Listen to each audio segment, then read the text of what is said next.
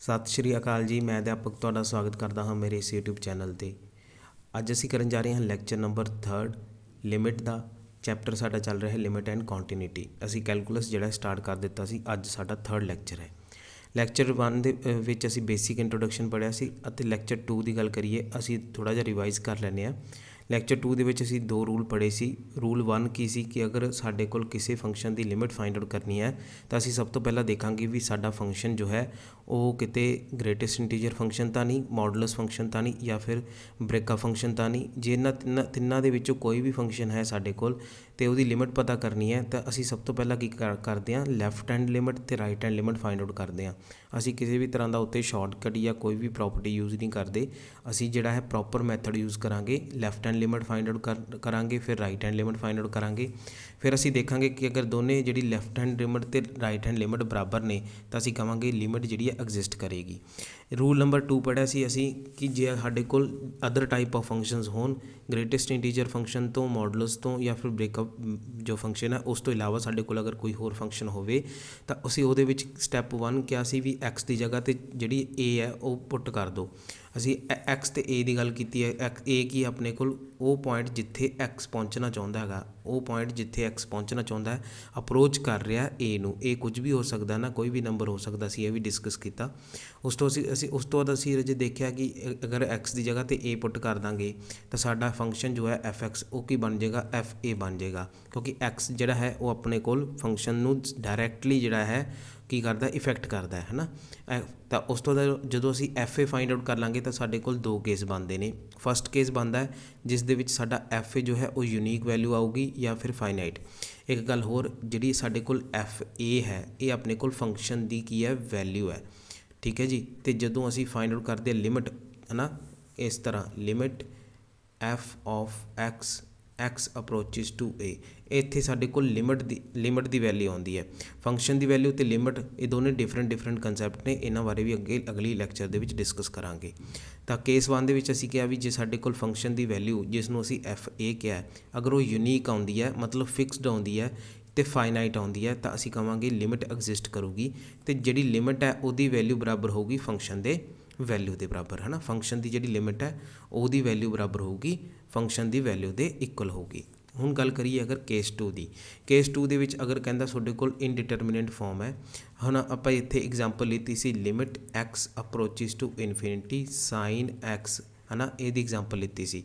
ਤਾਂ ਅਸੀਂ ਸਭ ਤੋਂ ਪਹਿਲਾਂ ਸਟੈਪ 1 ਜਿਹੜਾ ਹੈ ਯੂਜ਼ ਕਰਾਂਗੇ, ਐਕਸ ਦੀ ਜਗ੍ਹਾ 'ਤੇ ਪੁੱਟ ਕਰਾਂਗੇ ਏ ਆਪਣੇ ਕੋਲ ਇੱਥੇ ਇਨਫਿਨਿਟੀ ਹੈ ਅਤੇ ਐਫ ਐਕਸ ਆਪਣੇ ਕੋਲ ਕਿੰਨਾ, ਸਾਈਨ ਐਕਸ। ਐਫ ਐਕਸ ਕਿੰਨਾ ਆਪਣੇ ਕੋਲ, ਸਾਈਨ ਐਕਸ। ਅਤੇ ਜਦੋਂ ਅਸੀਂ F A the value find out ਕਰਾਂਗੇ ਉਹ ਆ ਜੂ ਜੀ ਸਾਈਨ ਇਨਫਿਨਿਟੀ ਆ ਜੂ।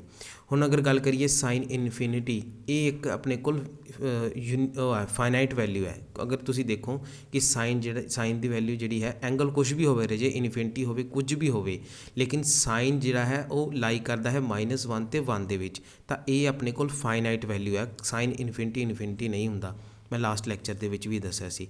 ਤਾਂ ਸਾਨੂੰ ਇਹ ਪਤਾ ਲੱਗ ਗਿਆ ਵੀ ਸਾਈਨ ਇਨਫਿਨਿਟੀ ਫਾਈਨਾਈਟ ਵੈਲਿਊ ਹੈ। ਤਾਂ ਅਸੀਂ ਸਾਡਾ ਇਹ ਕ੍ਰਾਈਟੀਰੀਆ ਤਾਂ ਜਿਹੜਾ ਉਹ ਫੁੱਲਫਿਲ ਹੋ ਗਿਆ ਵੀ ਫਾਈਨਾਈਟ ਹੋਣੀ ਚਾਹੀਦੀ ਹੈ ਵੈਲਿਊ। ਪਰ ਅਗਰ ਗੱਲ ਕਰੀਏ -1 ਅਤੇ 1 ਵਿੱਚ ਲਾਈ ਕਰਦੀ ਹੈ ਇਹਦੀ ਵੈਲਿਊ ਸਾਈਨ ਇਨਫਿਨਿਟੀ ਦੀ, ਤਾਂ ਰਾਜੇ ਸਾਨੂੰ ਜਿਹੜੀ ਹੈ ਫਿਕਸਡ ਵੈਲਿਊ ਨਹੀਂ ਮਿਲ ਰਹੀ, ਇੱਥੇ ਯੂਨੀਕ ਵੈਲਿਊ ਨਹੀਂ ਮਿਲ ਰਹੀ। ਇਸੇ ਕਰਕੇ ਇੱਥੇ ਯੂਨੀਕਨੈਸ ਦਾ ਕੰਸੈਪਟ ਨਹੀਂ ਲੱਗ ਰਿਹਾ ਸੀ, ਫੁੱਲਫਿਲ ਨਹੀਂ ਹੋ ਰਿਹਾ ਸੀ।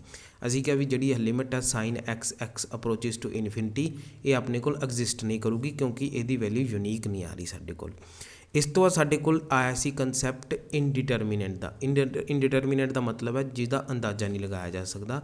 ਮੈਂ ਕਿਹਾ ਸੀ ਕਿ ਸਪੋਜ਼ ਸਾਡੇ ਕੋਲ ਐਕਸ ਅਪਰੋਚਿਸ ਟੂ ਕੋਈ 3 ਹੈ, ਐਕਸ ਸਕੇਅਰ -9 ਐਕਸ -3, ਇਹ ਐਗਜ਼ਾਮਪਲ ਲੈ ਲੈਂਦੇ ਹਾਂ। ਹੁਣ ਜਦੋਂ ਤੁਸੀਂ ਸਭ ਤੋਂ ਪਹਿਲਾ ਸਟੈਪ ਕੀ ਆਪਾਂ ਸਟੈਪ 1 ਫੋਲੋ ਕਰਾਂਗੇ। ਸਟੈਪ 1 ਕੀ ਕਹਿੰਦਾ, ਐਕਸ ਦੀ ਜਗ੍ਹਾ 'ਤੇ ਏ ਪੁੱਟ ਕਰ ਦਿਉ। ਅਤੇ ਜਦੋਂ ਅਸੀਂ ਐਕਸ ਦੀ ਜਗ੍ਹਾ 'ਤੇ ਏ ਪੁੱਟ ਕਰਾਂਗੇ ਤਾਂ ਸਾਡੇ ਕੋਲ F3 ਜਿਸ ਨੂੰ ਅਸੀਂ ਐਫ ਏ ਕਹਿੰਦੇ ਹਾਂ ਨਾ, ਉਹ ਆ ਜਾਊ 3 ਸਕੇਅਰ -9/3 -3। ਇਹ ਆਪਣੇ ਕੋਲ 0/0 ਇਹ ਫੋਰਮ ਬਣ ਗਈ ਸੀਗੀ।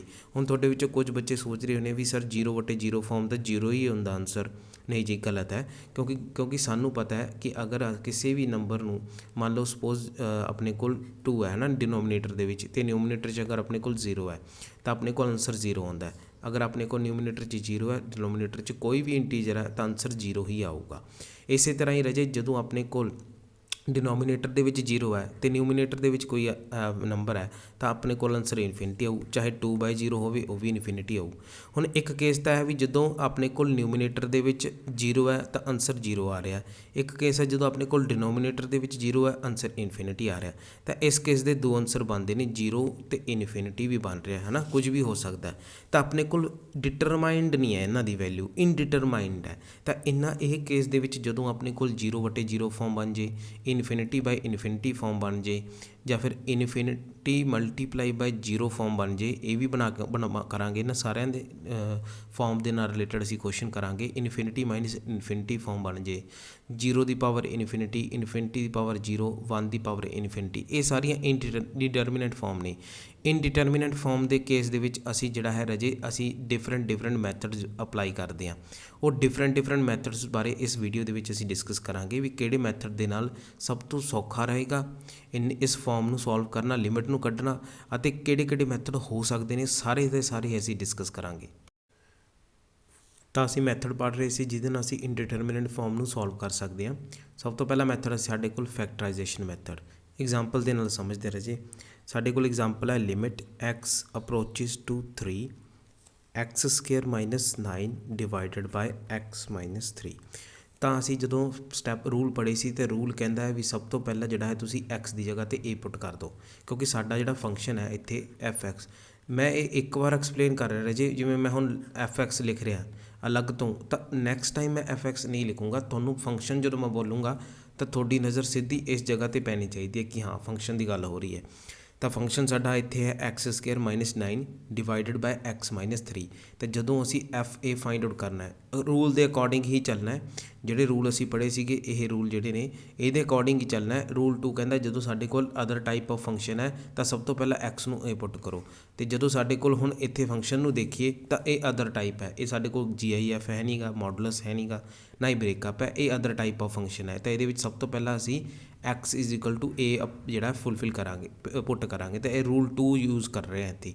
ਤਾਂ ਸਭ ਤੋਂ ਦੇਖੋ ਰਾਜੇ ਬੇਸਿਕ ਜਿਹੜੀ ਚੀਜ਼ ਹੈ ਨਾ ਉਹ ਰੂਲਸ ਨੇ, ਰੂਲ 1 ਅਤੇ ਰੂਲ 2। ਰੂਲ 1 ਜੇ ਫੁੱਲਫਿਲ ਹੁੰਦਾ ਤਾਂ ਆਪਣਾ ਆਨਸਰ ਆ ਗਿਆ। ਰੂਲ 2 ਫੁੱਲਫਿਲ ਹੁੰਦਾ ਹੈ ਤਾਂ ਉੱਥੇ ਦੋ ਕੇਸ ਬਣ ਜਾਂਦੇ ਆ। ਤਾਂ ਦੂਜੇ ਕੇਸ ਦੇ ਵਿੱਚ ਇਨਡਿਟਰਮੀਨੇਟ ਫਾਰਮ ਬਣਦੀ ਹੈ, ਅਤੇ ਇਨਡਿਟਰਮੀਨੇਟ ਫਾਰਮ ਦੇ ਗਾਂ ਲਿਮਿਟ ਕੱਢੀ ਜਾ ਸਕਦੀ ਹੈ ਜਿਹਨੂੰ ਅਸੀਂ ਡਿਫਰੈਂਟ ਮੈਥਡਸ ਦੇ ਨਾਲ ਕੱਢਣ ਜਾ ਰਹੇ ਹਾਂ, ਜਿਵੇਂ ਫੈਕਟਰਾਈਜੇਸ਼ਨ ਮੈਥਡ ਹੋ ਗਿਆ। ਤਾਂ ਇਹ ਕਹਾਣੀ ਹੈ ਜਿਹੜੀ ਉਹ ਜਿਹੜੀ ਹੈ ਰੂਟ ਤੋਂ ਚੱਲਦੀ ਹੈ। ਰੂਟ ਕੀ ਹੈ ਸਾਡੇ ਕੋਲ? ਰੂਲਸ। ਅਤੇ ਜਿਹੜੇ ਲੈਕਚਰ ਨੇ ਉਹ ਲਾਈਨ ਵਾਈਜ਼ ਦੇਖਣੇ ਬਹੁਤ ਇੰਪੋਰਟੈਂਟ ਨੇ, ਤਾਂ ਇਸ ਲਈ ਕੋਈ ਵੀ ਲੈਕਚਰ ਸਕਿਪ ਨਾ ਕਰਿਓ। fa ਦੀ ਵੈਲਿਊ ਸਾਡੇ ਕੋਲ ਇੱਥੇ ਕਿੰਨੀ ਆ ਜੂਗੀ? ਆ ਜੂ 3² - 9 ਡਿਵਾਈਡਡ ਬਾਈ 3 - 3। ਇਹ ਆਪਣੇ ਕੋਲ 0/0 ਫਾਰਮ ਬਣ ਗਈ ਜਿਹਨੂੰ ਅਸੀਂ ਇਨਡਿਟਰਮੀਨੇਟ ਫਾਰਮ ਕਹਿੰਦੇ ਹਾਂ। ਤਾਂ ਸਭ ਪਹਿਲਾ ਮੈਥਡ ਕੀ ਹੈ? ਫੈਕਟਰ ਬਣਾ ਲਓ। Limit x approaches to 3 x - 3 x + 3 divided by x - 3। ਜੇ ਫੈਕਟਰ ਬਣਦੇ ਆ ਤਾਂ ਫੈਕਟਰਾਈਜੇਸ਼ਨ ਮੈਥਡ ਯੂਜ਼ ਕਰ ਲਓ। ਉਸ ਤੋਂ ਬਾਅਦ ਜਦੋਂ ਆਪਣੇ ਕੋਲ ਇਹ ਬਣ ਗਿਆ limit x approaches to 3 x + 3, ਜਦੋਂ ਅਸੀਂ x ਦੀ ਜਗ੍ਹਾ 'ਤੇ 3 ਪੁੱਟ ਕਰਾਂਗੇ ਤਾਂ ਆਪਣੇ ਕੋਲ ਆਨਸਰ ਕਿੰਨਾ ਆ ਜਾਊਗਾ? 6। ਤਾਂ ਲਿਮਿਟ ਕਿੰਨੀ ਆ ਗਈ? 6। ਇਸ ਤਰ੍ਹਾਂ ਅਸੀਂ ਜਿਹੜਾ ਹੈ ਫੈਕਟਰਾਈਜੇਸ਼ਨ ਮੈਥਡ ਦਾ ਯੂਜ਼ ਕਰਕੇ ਇਨਡਿਟਰਮੀਨੇਟ ਫਾਰਮ ਨੂੰ ਜਿਹੜਾ ਸੋਲਵ ਕਰ ਸਕਦੇ ਹਾਂ। ਨੈਕਸਟ ਹੈ ਸਾਡੇ ਕੋਲ ਸਬਸਟੀਟਿਊਸ਼ਨ ਮੈਥਡ। ਸਬਸਟੀਟਿਊਸ਼ਨ ਮੈਥਡ ਦੇ ਵਿੱਚ ਜੇ ਇੱਕ ਜਿਹੜੀ ਇਹਦੀ ਖਾਸੀਅਤ ਹੈ, ਖਾਸੀਅਤ ਨਹੀਂ ਕਹੂੰਗਾ, ਇਹਦੀ ਪ੍ਰੋਪਰਟੀ ਆ, ਇਹ ਕਹਿੰਦੇ ਵੀ ਜੇ ਸਾਡੇ ਕੋਲ ਰਾਈਟ ਹੈਂਡ ਲਿਮਿਟ ਐਗਜ਼ਿਸਟ ਕਰ ਗਈ, ਰਾਈਟ ਹੈਂਡ ਲਿਮਿਟ ਜੀ ਸਾਡੇ ਕੋਲ ਐਗਜ਼ਿਸਟ ਕਰ ਗਈ ਤਾਂ ਲੈਫਟ ਹੈਂਡ ਲਿਮਿਟ ਵੀ ਜਿਹੜੀ ਐਗਜ਼ਿਸਟ ਕਰੂਗੀ। ਇਹ ਆਪਣਾ ਸਬਸਟੀਟਿਊਸ਼ਨ ਮੈਥਡ ਦਾ ਕ੍ਰਾਈਟੀਰੀਆ। ਇਹਦੇ ਵਿੱਚ ਵੀ ਆਪਾਂ ਸੇਮ ਐਗਜ਼ਾਮਪਲ ਲੈ ਕੇ ਦੇਖਦੇ ਹਾਂ, ਅਤੇ ਸਬਸਟੀਟਿਊਟ ਕੀ ਕਰਨਾ ਉਹਦੇ ਬਾਰੇ ਵੀ ਮੈਂ ਦੱਸਦਾ। ਸਟੈਪਸ ਦੇ ਵਿੱਚ ਅਸੀਂ ਕਰਾਂਗੇ ਇਸ ਮੈਥਡ ਨੂੰ। ਤਾਂ ਸਟੈਪ 1 ਕੀ ਹੋਊਗਾ? ਸਭ ਤੋਂ ਪਹਿਲਾਂ ਅਸੀਂ ਸਬਸਟੀਟਿਊਟ ਕਰਨਾ ਉਹ ਦੇਖ ਲੈਂਦੇ ਹਾਂ। ਅਸੀਂ ਪੁੱਟ ਕਰਾਂਗੇ x ਦੀ ਜਗ੍ਹਾ 'ਤੇ a + h। ਤਾਂ a + h ਤੁਹਾਨੂੰ ਪਤਾ ਹੈ ਕਿ ਆਪਣੇ ਕੋਲ ਰਾਈਟ ਹੈਂਡ ਲਿਮਿਟ ਹੁੰਦੀ ਹੈ। ਇਸੇ ਕਰਕੇ ਮੈਂ ਕਿਹਾ ਸੀ ਕਿ ਰਾਈਟ ਹੈਂਡ ਲਿਮਿਟ ਐਗਜ਼ਿਸਟ ਕਰ ਗਈ ਤਾਂ ਲੈਫਟ ਹੈਂਡ ਲਿਮਿਟ ਵੀ ਐਗਜ਼ਿਸਟ ਕਰੇਗੀ। ਇਹ ਕ੍ਰਾਈਟੀਰੀਆ ਹੁੰਦਾ ਹੈ ਸਬਸਟੀਟਿਊਸ਼ਨ ਮੈਥਡ ਦਾ। ਤਾਂ x ਦੀ ਜਗ੍ਹਾ 'ਤੇ ਜਦੋਂ ਅਸੀਂ a + h ਪੁੱਟ ਕਰਾਂਗੇ ਤਾਂ ਇੱਥੇ ਅਸੀਂ ਕਹਾਂਗੇ h approaches to 0 as x approaches to a। ਜਿਵੇਂ x a ਦੇ ਨੇੜੇ ਵੱਧ ਰਿਹਾ ਉਵੇਂ h 0 ਵੱਲ ਵੱਧ ਰਿਹਾ, ਕਹਿਣ ਦਾ ਮਤਲਬ ਗੈਪ ਘੱਟ ਰਿਹਾ ਹੈਗਾ। ਇਹ ਤਾਂ ਸਾਡਾ ਸੀ ਸਟੈਪ 1। ਸਟੈਪ 2 ਸਾਡੇ ਕੋਲ ਕੀ ਹੈ? ਜਦੋਂ ਅਸੀਂ x ਦੀ ਜਗ੍ਹਾ 'ਤੇ a + h ਪੁੱਟ ਕਰ ਦਾਂਗੇ ਲਿਮਿਟ ਦੇ ਵਿੱਚ, ਤਾਂ ਉਸ ਤੋਂ ਬਾਅਦ ਆਪਾਂ ਕੀ ਕਰਨਾ? ਉਹਨੂੰ ਸਿੰਪਲੀਫਾਈ ਕਰਨਾ ਹੈ ਅਤੇ ਕੋਸ਼ਿਸ਼ ਕਰਨੀ ਹੈ ਐਲੀਮੀਨੇਟ ਕਰਨ ਦੀ, h ਨੂੰ ਕੱਟਣ ਦੀ ਕੋਸ਼ਿਸ਼ ਕਰਨੀ करनी है न्यूमिनेटर ते डिनोमीनेटर दे यूज़ करके। ठीक है जी, ਸਿੰਪਲੀਫਾਈ ਕਰ ਲੈਣਾ ਨਿਊਮੀਨੇਟਰ ਨੂੰ, ਸਿੰਪਲੀਫਾਈ ਕਰ ਲੈਣਾ ਡਿਨੋਮੀਨੇਟਰ ਨੂੰ, ਐਚ ਨੂੰ ਐਲੀਮੀਨੇਟ ਕਰਨ ਦੀ ਕੋਸ਼ਿਸ਼ ਕਰਨੀ ਹੈ। ਨੈਕਸਟ ਆ ਸਾਡੇ ਕੋਲ ਸਟੈਪ 3। ਸਟੈਪ 3 ਦੇ ਵਿੱਚ ਕੀ ਹੈ, ਜਦੋਂ ਅਸੀਂ ਐਲੀਮੀਨੇਟ ਕਰ ਲਿਆ, ਸਿੰਪਲੀਫਾਈ ਕਰ ਲਿਆ ਨਿਊਮੀਨੇਟਰ ਅਤੇ ਡਿਨੋਮੀਨੇਟਰ ਨੂੰ, ਅਤੇ ਫਿਰ ਐਲੀਮੀਨੇਟ ਕਰਤਾ ਐਚ ਨੂੰ, ਤਾਂ ਨੈਕਸਟ ਜਿਹੜਾ ਸਟੈਪ ਹੋਵੇਗਾ ਉਸ ਦੇ ਵਿੱਚ ਅਸੀਂ ਐਚ ਦੀ ਵੈਲਿਊ 0 ਪੁੱਟ ਕਰ ਦਾਂਗੇ, ਕਿਉਂਕਿ ਐਚ ਅਪਰੋਚ ਕਰ ਰਿਹਾ 0 ਨੂੰ, ਹੈ ਨਾ। ਲਿਮਿਟ ਪੁੱਟ ਕਰ ਦਾਂਗੇ ਤਾਂ ਸਾਡੇ ਕੋਲ ਰਿਕੁਆਇਰਡ ਆਨਸਰ ਆ ਜਾਊਗਾ। ਐਗਜ਼ਾਮਪਲ ਦੇ ਨਾਲ ਇਹਨੂੰ ਸਮਝਦੇ ਹਾਂ। ਐਗਜ਼ਾਮਪਲ ਅਸੀਂ ਸੇਮ ਹੀ ਯੂਜ਼ ਕਰਾਂਗੇ ਜੋ ਅਸੀਂ ਪਿਛਲੇ ਕੁਐਸਚਨ 'ਚ ਕੀਤੀ ਹੈ। Limit x approaches to 3x² - 9 divided by x - 3। ਹੁਣ ਆਪਾਂ ਨੂੰ ਪਤਾ ਰਾਜੇ, ਅਸੀਂ ਡਾਇਰੈਕਟ ਸਭ ਤੋਂ ਪਹਿਲਾਂ x ਦੀ ਵੈਲਿਊ 3 ਪੁੱਟ ਕੀਤੀ ਤਾਂ ਫੰਕਸ਼ਨ ਸਾਡੇ ਕੋਲ ਕੀ ਬਣ ਰਿਹਾ, ਇਨਡਿਟਰਮੀਨੇਟ ਫਾਰਮ ਦਿਖਾ ਰਿਹਾ। ਲਿਮਿਟ ਸਾਡੇ ਕੋਲ ਇਨਡਿਟਰਮੀਨੇਟ ਫਾਰਮ ਬਣ ਰਹੀ ਹੈ, ਤਾਂ ਆਪਾਂ ਕੀ ਕਰਾਂਗੇ, ਇੱਥੇ ਸਬਸਟੀਟਿਊਸ਼ਨ ਮੈਥਡ ਯੂਜ਼ ਕਰਾਂਗੇ। ਫੈਕਟਰਾਈਜੇਸ਼ਨ ਨਾਲ ਵੀ ਆ ਗਿਆ। ਇੱਕ ਗੱਲ ਹੋਰ ਐਡ ਕਰਨੀ ਚਾਹੂੰਗਾ ਰਾਜੇ ਮੈਂ ਫੈਕਟਰਾਈਜੇਸ਼ਨ ਮੈਥਡ ਦੇ ਵਿੱਚ। ਕਈ ਵਾਰ ਕੀ ਹੁੰਦਾ ਹੈ, ਜਦੋਂ ਅਸੀਂ ਫੈਕਟਰਾਈਜੇਸ਼ਨ ਕੀਤੀ ਵਨ ਟਾਈਮ ਤਾਂ ਸਾਡੇ ਕੋਲ ਹੁਣ ਇੱਥੇ ਤੱਕ ਕੀ ਹੈ, ਸਪੋਜ਼ ਇੱਥੇ ਤੱਕ ਕੀ ਹੈ, ਸਾਡੇ ਕੋਲ ਸਿੰਪਲੀ ਟਰਮ ਆ ਗਈ ਸੀ ਨਾ, ਅਸੀਂ ਵੈਲਿਊ ਪੁੱਟ ਕਰਤੀ x ਦੀ 3 ਤਾਂ ਆਨਸਰ ਆ ਗਿਆ। ਲੇਕਿਨ ਕਈ ਵਾਰ ਕੀ ਹੁੰਦਾ ਹੈ, ਇੱਕ ਵਾਰ ਫੈਕਟਰਾਈਜੇਸ਼ਨ ਕਰਨ 'ਤੇ ਆਪਣੇ ਕੋਲ ਸਿੰਪਲੀਫਾਈਡ ਫਾਰਮ ਨਹੀਂ ਆਉਂਦੀ, ਉਹ ਕੀ ਆ ਜਾਂਦੀ ਹੈ, ਫਿਰ ਤੋਂ ਕੰਪਲੈਕਸ 0/0 ਫਾਰਮ ਆ ਜਾਂਦੀ ਹੈ। ਅਸੀਂ ਫੈਕਟਰਾਈਜੇਸ਼ਨ ਕੀਤੀ, ਕੱਟੇ ਗਏ, ਫਿਰ 0/0 ਫਾਰਮ ਬਣ ਗਈ, ਜਾਂ ਫਿਰ ∞/∞ ਫਾਰਮ ਬਣ ਗਈ। ਉਸ ਕੇਸ ਦੇ ਵਿੱਚ ਅਸੀਂ ਫਿਰ ਤੋਂ ਫੈਕਟਰਾਈਜੇਸ਼ਨ ਕਰਨੀ ਹੈ, ਮਤਲਬ 2 ਟਾਈਮਸ ਫੈਕਟਰਾਈਜੇਸ਼ਨ ਹੋ ਗਈ, ਕਈ ਵਾਰ 3 ਟਾਈਮਸ ਵੀ ਹੋ ਸਕਦੀ ਹੈ। ਹਾਲਾਂਕਿ ਇੰਨੇ ਔਖੇ ਕੁਐਸਚਨ ਆਉਂਦੇ ਨਹੀਂ, ਕਿਉਂਕਿ ਸਾਨੂੰ MCQs ਨੇ। ਤਾਂ ਇਹ ਕਹਿਣ ਦਾ ਮੇਰਾ ਮਤਲਬ ਸੀ ਕਿ ਇਹ ਆਪਣੇ ਦਿਮਾਗ ਦੇ ਵਿੱਚ ਨਾ ਉਹ ਮਤਲਬ ਉਹ ਰਿਜਿਡ ਨਹੀਂ ਹੋ ਜਾਣਾ ਕਿ ਫੈਕਟਰਾਈਜੇਸ਼ਨ ਸਿਰਫ ਇੱਕ ਵਾਰ ਕਰਨੀ ਹੈ। ਫੈਕਟਰਾਈਜੇਸ਼ਨ ਉਦੋਂ ਤੱਕ ਕਰਨੀ ਹੈ ਜਦੋਂ ਤੱਕ 0/0 ਫਾਰਮ ਜਿਹੜੀ ਹੈ ਖਤਮ ਨਹੀਂ ਹੋ ਜਾਂਦੀ। ਚਲੋ ਜੀ, ਵਾਪਸ ਆ ਗਏ ਸਬਸਟੀਟਿਊਸ਼ਨ ਮੈਥਡ 'ਤੇ। ਤਾਂ ਇੱਥੇ ਸਭ ਤੋਂ ਪਹਿਲਾਂ ਅਸੀਂ ਸਬਸਟੀਟਿਊਟ ਕਰਾਂਗੇ, ਪੁੱਟ ਕਰਾਂਗੇ x ਨੂੰ a + h। ਇਹ ਆਪਣੇ ਕੋਲ 3 ਹੈ, 3 + h ਪੁੱਟ ਕਰਾਂਗੇ ਤਾਂ ਆਪਣੇ ਕੋਲ ਆ ਜੂ ਜੀ ਲਿਮਿਟ h ਅਪਰੋਚਿਸ ਟੂ 0, ਕਿਉਂਕਿ ਜਿਵੇਂ x 3 ਨੂੰ ਅਪਰੋਚ ਕਰੂਗਾ ਉਵੇਂ h 0 ਨੂੰ ਅਪਰੋਚ ਕਰੂਗਾ। ਇੱਥੇ ਆ ਜੂ ਜੀ ਆਪਣੇ ਕੋਲ 3 + h ਦਾ whole square -9 divided by 3 + h - 3 ਦੇ। ਇੱਥੋਂ ਤੱਕ ਕੋਈ ਵੀ ਡਾਊਟ ਹੋਵੇ ਮੈਨੂੰ ਕਮੈਂਟ ਬਾਕਸ ਦੇ ਵਿੱਚ ਜ਼ਰੂਰ ਦੱਸਿਆ ਕਰੋ ਆਪਣੇ ਡਾਊਟਸ। ਹੁਣ ਨਿਊਮੀਨੇਟਰ ਡਿਨੋਮੀਨੇਟਰ ਨੂੰ ਜੋ ਥੋੜ੍ਹਾ ਜਿਹਾ ਸਿੰਪਲੀਫਾਈ ਕਰਕੇ ਲਿਖਦੇ ਹਾਂ। ਲਿਮਿਟ h ਅਪਰੋਚਿਸ ਟੂ 0, ਇਹ ਆ ਜੂ ਜੀ ਆਪਣੇ ਕੋਲ 9 + h² + 6h - 9 ਡਿਵਾਈਡਡ ਬਾਏ ਆਪਣੇ ਕੋਲ ਆ ਜੂ h ਹੀ ਆ ਜੂ, ਕਿਉਂਕਿ ਆਹ 3 ਅਤੇ ਆਹ 3 ਕੈਂਸਲ ਆਊਟ ਹੋ ਗਏ ਤਾਂ ਬਚਿਆ h। ਅਤੇ ਇਹਨੂੰ ਆਪਾਂ ਕੀ ਲਿਖ ਸਕਦੇ ਹਾਂ, that is equal to limit h approaches to 0 h + 6, answer ਆ ਗਿਆ 6। ਤਾਂ ਆਪਣਾ ਫੈਕਟਰਾਈਜੇਸ਼ਨ ਮੈਥਡ ਨਾਲ ਵੀ 6 ਆ ਰਿਹਾ ਸੀ, ਸਬਸਟੀਟਿਊਸ਼ਨ ਮੈਥਡ ਨਾਲ ਵੀ 6 ਆ ਰਿਹਾ ਨਾ। ਤਾਂ ਇਸ ਤਰ੍ਹਾਂ ਰਾਜੇ ਤੁਸੀਂ ਸਬਸਟੀਟਿਊਸ਼ਨ ਮੈਥਡ ਦਾ ਵੀ ਯੂਜ਼ ਕਰ ਸਕਦੇ ਹੋ to solve the limit of indeterminate form. Next ਆ ਸਾਡੇ ਕੋਲ ਜੀ ਰੈਸ਼ਨਲਾਈਜੇਸ਼ਨ ਮੈਥਡ। ਤਾਂ ਬਹੁਤ ਸਾਰੇ ਮੈਥਡਸ ਨੇ ਕੁਐਸਚਨ ਨੂੰ ਸੋਲਵ ਕਰਨ ਵਾਸਤੇ। ਰੈਸ਼ਨਲਾਈਜੇਸ਼ਨ ਮੈਥਡ ਦੇ ਵਿੱਚ ਅਸੀਂ ਐਗਜ਼ਾਮਪਲ ਲੈਂਦੇ ਹਾਂ, ਸੇਮ ਐਗਜ਼ਾਮਪਲ ਲਵਾਂਗੇ ਤਾਂ ਕਿ ਅਸੀਂ ਦੇਖ ਸਕੀਏ ਵੀ ਸਾਰਿਆਂ ਦੇ ਆਨਸਰ ਜਿਹੜੇ ਨੇ ਸੇਮ ਆ ਰਹੇ ਨੇ ਜਾਂ ਡਿਫਰੈਂਟ ਆ ਰਹੇ ਨੇ। ਤਾਂ ਇੱਥੇ ਰਾਜੇ ਸਭ ਤੋਂ ਪਹਿਲਾਂ ਰੈਸ਼ਨਲਾਈਜ਼ ਕਰਾਂਗੇ ਅਸੀਂ। Rationalise x + 3 divided by x + 3 ਆ ਗਿਆ।